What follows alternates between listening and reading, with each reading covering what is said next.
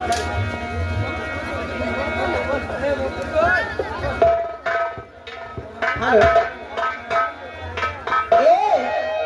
लेकिन मेला मालिक भैया जी के लिए कहना क्या है? अरे क्या कहना है, कुछ कह दूं? अच्छा है, कह दूं कि दे दूं? दे दो सारा थोड़ा कुछ दे बचा के रखूं। अच्छा तू भैया लेकिन कैसे? अरे तोड़ी डालई करी हैया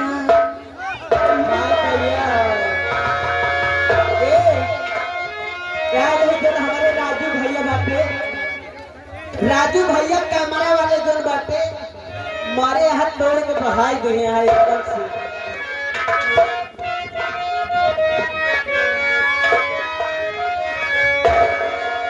अरे तोड़ डालई करी हैया नचे मखिया, वो तोड़ डालई करी हैया नचे मखिया, तोड़ डाल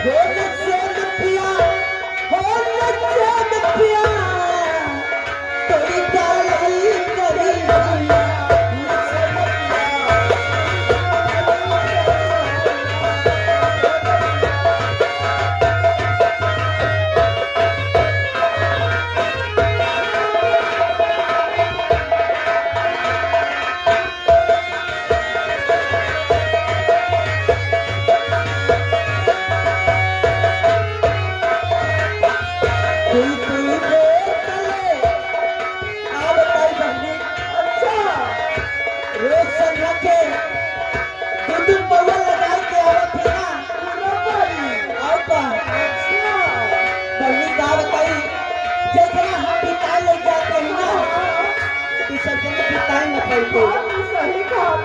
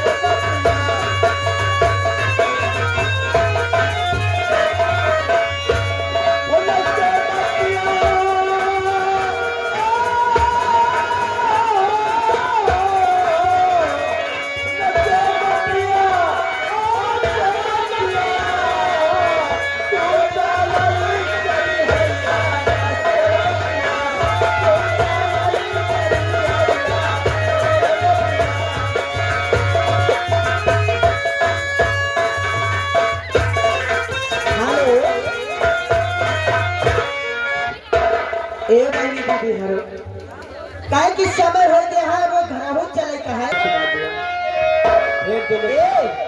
लेकिन चलते चलते कहना क्या है? ए दीदिया थोड़ा लाइन में लगो। अभी तो पिक्चर शुरू हुई है, फिल्म अभी बहुत बाकी है। लेकिन ये बताइए आज आज मैं आपसे एक बात पूछना चाहती हूँ। क्या पूछना चाहती हूँ? हाँ, आपकी सुहाग वाली रात वाली बात पूछना चाहती हूँ। सही बात। सच्ची पूछो।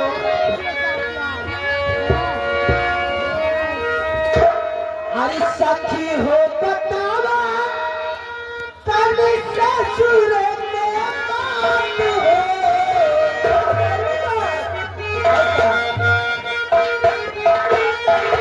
अरे कैसे कताई करा सले संगरात है।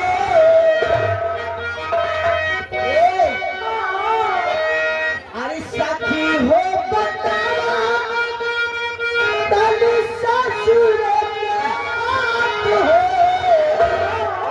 अरे कैसे कताई करा सले संगरात है।